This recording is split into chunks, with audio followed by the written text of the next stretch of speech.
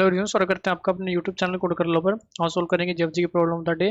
तो medium level की अच्छी अपने पास प्रॉब्लम है, ठीक है। दो चार बार ये जीएफजी वाले इसको चेंज भी कर चुके हैं, मैं रिपोर्ट भी कर चुका हूँ। और ठीक है, कभी इसको बीएसटी बना दे रहे हैं, कभी कुछ। चलो ठीक है, अभी तो बीएसटी ही इन्होंने लिखा हुआ है, बाद में अगर चेंज होती है तो ऐसा हो सकता है कि कोड बाद में फेल हो जाए, ठीक है। तो अभी इस हिसाब से देखते हैं जिस हिसाब से हमारे पास प्रॉब्लम दी हुई है। प्रॉब्लम स्टेटमेंट पढ़ते हैं क्या कर दिया है। Given a BST with n nodes, n is greater than equal to find the kth common ancestor of nodes x and y भी हमारे पास गिवन होगी। Return -1 if kth ancestor does not exist, ठीक है। Nodes x and y will always be present in the input of a BST and x is not equal to y, बिल्कुल ठीक है जी। अभी तो यहाँ पे बीएसटी गिवन है, पहले क्या कहा हुआ था इन्होंने, क्वेश्चन में तो यही था बीएसटी, लेकिन यहाँ पर बीएसटी नहीं था इनके एग्जाम्पल में, ठीक है। और सिमिलरली इनके टेस्ट केसेस में भी नहीं था, ठीक है, तो वो वहाँ पर फेल कर रहा था, ठीक है। उसके बाद उन्होंने क्या करा कि सिंपल एग्जाम्पल बना दिया, लेकिन जो आउटपुट आ रही थी वो बीएसटी के अकॉर्डिंग आ रही थी, ठीक है। तो अभी तो इनका बिल्कुल सही चल रहा है, बाकी बाद में देखेंगे अगर कुछ होता है तो। अभी क्या करते हैं, इस वाले एग्जाम्पल को ना व्हाइट बोर्ड पर लेके चलते हैं, ठीक है, वहाँ देखेंगे। व्हाइट बोर्ड पर चलते हैं पहले अपना। हमारे पास एग्जाम्पल है 30, 20, फिर अपने पास क्या है 50, 40 और 60, हाँ ये एक्स एंड वाई अपने पास क्या है 40 एंड 60, 40 एंड 60, ये दोनों और अपने पास का इनका केथ एंसेस्टर के हमारे पास क्या है वो है 2, ठीक है। अब देखो एंसेस्टर पहला मतलब कॉमन जो पेरेंट है एक तो ये है, दूसरा फिर ये ग्रैंड पेरेंट, दूसरा कॉमन ये है, ठीक है। तो आंसर क्या आ गया इसका, सिंपल 30, बिल्कुल ठीक है। नीचे कोई एग्जांपल दिया हुआ है उसको यहीं पर देख लेते हैं, ठीक है। हमारे पास सेकंड निकालना है 40 और 60, 40 और 60 कहाँ कहाँ पे है, 40 ये रहा भाई, 60 ये रहा। अब कॉमन देखो, सबसे पहले कॉमन कौन सा होगा, 50 होगा, ठीक है, जो इन दोनों का कॉमन होगा, और तो कोई नहीं होगा। अब उससे ग्रैंड कोई नहीं है, मतलब अगर के 1 होता तो हम आंसर दे सकते थे 50, के 2 है, उससे ऊपर तो कोई होगा ही नहीं, तो -1 इसका आंसर आएगा, ठीक है। अभी क्या करते हैं, इस वाले एग्जांपल को ना अपना समझते हैं कि किस तरह से हम अपना कोड कर सकते हैं, क्या अपनी अप्रोच रहने वाली है। देखो एक आपके पास ऑप्शन क्या आता है, ठीक है, मैं दोबारा बनाता हूँ इसको। 50, 40, 60, एक अपने पास ऑप्शन क्या आता है कि हम इसका पाथ स्टोर करें। 40 का पाथ क्या है 30, 50, 40, 60 का पाथ क्या है 30, 50, 60, दोनों का पाथ स्टोर करा। जहां तक कॉमन पोर्शन है उसमें एक, दो, जो भी केथ एलिमेंट है पीछे से, ठीक है, पीछे जो भी केथ एलिमेंट है उसको रिटर्न कर दे 30 को, बिल्कुल ठीक है, बिल्कुल सही चलेगा। अब आप पाथ स्टोर करोगे, पाथ क्या हो सकता है, जैसे ये पाथ स्टोर करोगे या फिर ये पाथ स्टोर करोगे, ये अपना कितना स्पेस लेगा एच ऑफ एच, ठीक है।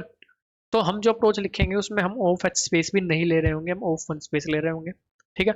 वो कैसे ले रहे होंगे वो आपको बताता हूँ, वो भी चलते हैं आगे, ठीक है। एग्जाम्पल दोबारा लिखते हैं 30, 20, 50, 60, 40, ठीक है। अब देखो हमें पता है कि हमें kth एंसेस्टर निकालना है, बिल्कुल सिंपल है। अभी हम पहले ये निकाल लेंगे कि हमारे कॉमन एंसेस्टर कितने हैं, ठीक है। सबसे पहले हम यहाँ पर आए 30 पर, ये सबका कॉमन एंसेस्टर होने वाला है। हम कहते हैं कि टोटल कॉमन एंसेस्टर मेरे कितने हैं, अभी तक 1 है, ठीक है। अब हमने क्या देखना है कि 30 से 40 और 60 किस डायरेक्शन में पड़े हैं। अगर दोनों अलग अलग डायरेक्शन में पड़े हो, मान लेते हैं 40 इधर पड़ा हो 60 इधर पड़ा हो, तो इसका मतलब आगे जाके उनके एंसेस्टर अलग अलग होने वाले हैं, बस हमारा एक ही कॉमन एंसेस्टर है, ठीक है, बात खत्म हो जाएगी। लेकिन अगर दोनों सेम डायरेक्शन में पड़े हैं, जैसे कि यहाँ पर पड़े हैं, दोनों ही राइट में पड़े हैं, अब बीएसटी है तो हम आराम से पता लगा सकते हैं दोनों की डायरेक्शन में होंगे। अगर इससे ग्रेटर है तो दोनों राइट में होंगे, लेस है तो अपना लेफ्ट में होंगे। अगर दोनों अलग अलग है तो राइट और लेफ्ट में एक एक पड़ा होगा, ठीक है। चलो ये हम आगे 50 पर, हमने क्या कहा कि कॉमन एंसेस्टर मेरे हो गए अब 2, ठीक है। अब 40 एक लेफ्ट में पड़ा है, 60 एक राइट में पड़ा है, मतलब यहाँ से जो है अपना सिस्टम चेंज हो जाएगा, दो ही अपने कॉमन एंसेस्टर आएंगे। आप देखो दो ही 30 और 50 अपने कॉमन एंसेस्टर है। अब हमारे पास के कितना गिवन है, के हमारे पास गिवन है 2, ठीक है। दो कॉमन एंसेस्टर, अब हमने इन्हें कहीं पर स्टोर नहीं किया, हमने कोई स्पेस यूज नहीं करा, सिर्फ हमने एक वेरिएबल बनाया कि दो हमारे पास कॉमन एंसेस्टर है, ठीक है। हम क्या करेंगे अपना सिंपल, अब दो है उनमें से कौन सा हमारा आंसर है, ये हम के और टोटल का यूज करके निकाल लेंगे। कैसे, टोटल को माइनस इक्वल टू कर दो के, टोटल क्या बन गया 2 - 2 0, ठीक है, टोटल बन गया 0, लेकिन हमारा आंसर क्या है 1, तो टोटल में एक क्या कर दो प्लस इक्वल टू 1, टोटल क्या बन गया अपना 1। इसका मतलब जो पहला एंसेस्टर आएगा ना वो हमारा आंसर है, ठीक है। मान लेते हैं टोटल मेरे पास 3 होता, टोटल मेरे पास 3 होता, ठीक है, 3 - 2, ठीक है, टोटल माइनस के कर रहा हूँ यहाँ पर 1 + 1, 2, इसका मतलब दूसरे वाला हमारा आंसर होने वाला है। ठीक है, दूसरे वाला एंसेस्टर। अब हमें पता चल गया कि हाँ भाई टोटल मेरा 1 है, इसका मतलब पहले वाला एंसेस्टर मेरा आंसर होने वाला है। हम क्या करेंगे, जो ये काम हमने अभी तक किया था ना टोटल निकालने के लिए, उसी काम को दोबारा दोहराएंगे। ठीक है, दोबारा दोहराएंगे, एक और वेरिएबल ले लेंगे काउंट करके, जिसको 1 इंडिकेट कर लेंगे और यहाँ पर पॉइंट कर लेंगे रूट पर। जैसे ही मेरा सी और टोटल सेम हुआ, इसका मतलब मैं उस एंसेस्टर पर आ चुका हूँ जो मेरे को रिक्वायर्ड है। ठीक है, वो मेरा रिटर्न कर देंगे। बिल्कुल सिंपल सी बात। अगर यहाँ पर हमें कहता कि हमें पहला एंसेस्टर निकालना है, मान लो, ठीक है, हमें कहता पहला एंसेस्टर निकालना है, 50 आंसर आता। वो कैसे आता, टोटल माइनस इक्वल टू के, 2 माइनस 1, 1 हो जाता, फिर उसमें 1 प्लस कर देते, टोटल हो जाता मेरे पास कितना, 2। काउंट मेरा 1 होता कि हम अभी पहली नोड पर है, पहले एंसेस्टर पर है। फिर हम क्या करते, राइट में जाते, क्योंकि दोनों राइट में एग्जिस्ट करते हैं। काउंट मेरा हो जाता 2। ठीक है, जैसे काउंट मेरा 2 होता है टोटल के इक्वल होता है, जिस नोड पर मैं हूँ 50 पर, उसको मैं कर दूंगा सिंपल रिटर्न। अगर मेरे को कोई एंसेस्टर नहीं मिलता, कभी मेरा काउंट टोटल इक्वल नहीं होता, मैं बाहर आकर अपना सिंपल रिटर्न -1 कर दूंगा। ठीक है, तो इस तरह से हमारी प्रोसेसिंग चल रही होगी, हमारी अप्रोच लग रही होगी। टाइम जो इसका लग रहा होगा वो लग रहा होगा वो fetch height of the tree से ट्रैवर्स हम नहीं कर रहे हैं, क्योंकि हमें पता है कि डायरेक्शन मूव करना है, एक ही डायरेक्शन में मूव करेंगे। स्पेस रिकर्सिव कोड भी नहीं लिख रहे होंगे, सिंपल अपना इटरेटिव कोड लिखेंगे। ठीक है, एक लूप लगा कर 2 बार, क्योंकि सेम प्रोसेसिंग हमें 2 बार करनी है ना। ठीक है, तो वो काम करेंगे। अब हमारा जो स्पेस आएगा वो आएगा ओपन। ठीक है, अभी क्या करते हैं, इसको करते हैं C++ में और जावा में कोड। अब देखो जी, सबसे पहले तो हमें क्या करना है, टोटल यहाँ पे ले लेना है 1 पहले वाली रूट नोड के लिए, कि एक तो हमारा कॉमन होने वाला है जी। ठीक है, जब तक मेरी रूट नल नहीं होती तब तक मुझे क्या करना है, इफ अगर देखो रूट का डाटा ग्रेटर देन है किससे, x से भी, एंड रूट का डाटा ग्रेटर देन है किससे, y से भी। अगर दोनों से ही ग्रेटर है, इसका मतलब जो x और y है वो रूट के लेफ्ट में एग्जिस्ट करते हैं। ठीक है, वो रूट के लेफ्ट में एग्जिस्ट करते हैं। अब एक एंसेस्टर बढ़ जाएगा। ठीक है, लेफ्ट में जाके एक एंसेस्टर बढ़ जाएगा, क्योंकि दोनों सेम डायरेक्शन में एग्जिस्ट करते हैं। एल्स इफ रूट का data is less than x and root का data is less than y। ठीक है, इसका मतलब दोनों मेरे कहाँ पर, राइट में एग्जिस्ट करते हैं। रूट क्या हो जाएगी, रूट की राइट। ठीक है, टोटल प्लस, बिल्कुल सिंपल। इसको करते हैं सबसे पहले ओके। ठीक है, वरना प्रश्न करेगा बार बार। ठीक है, वरना एल्स, इसका मतलब दोनों अलग अलग डायरेक्शन में एग्जिस्ट करते हैं, ब्रेक मार के बाहर आओ। इसके बाद हमें कोई कॉमन एंसेस्टर नहीं मिलने वाला। ठीक है, अब यहाँ पर क्या करते हैं, रूट को हम लॉस ना करें, तो रूट को यहाँ पर एक टेम्प में स्टोर कर लेते हैं। अब यहाँ पर टोटल में मैंने आपको क्या कहा था, टोटल माइनस इक्वल टू के करो, फिर टोटल प्लस प्लस करो।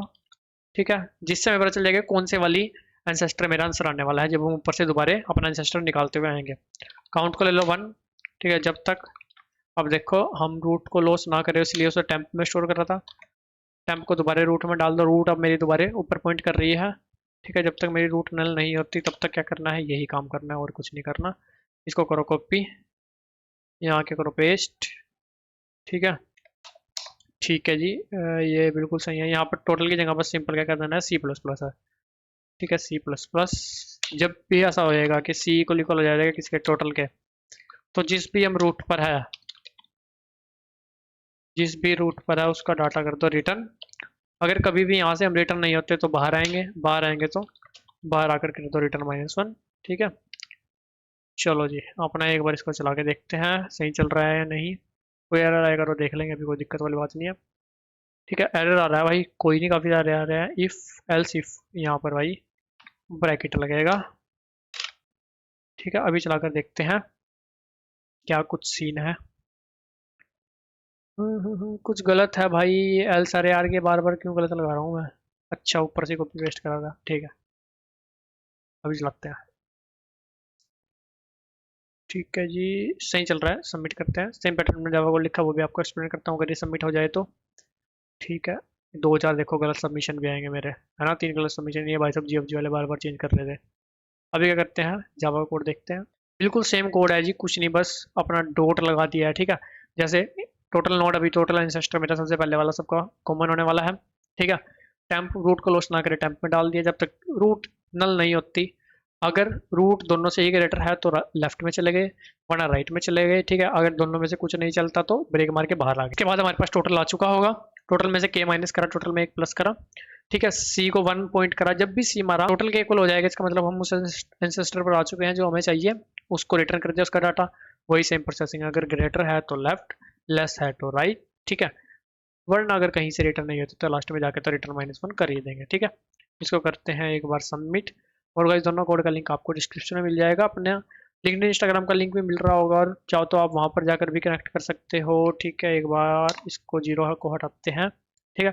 और किसी प्रकार का डाउट है तो आप कमेंट सेक्शन में पूछ सकते हो। वीडियो से लगे तो लाइक से सब्सक्राइब भी कर सकते हो। मिलते हैं आपसे अपने अगली वीडियो में, तब तक के लिए धन्यवाद।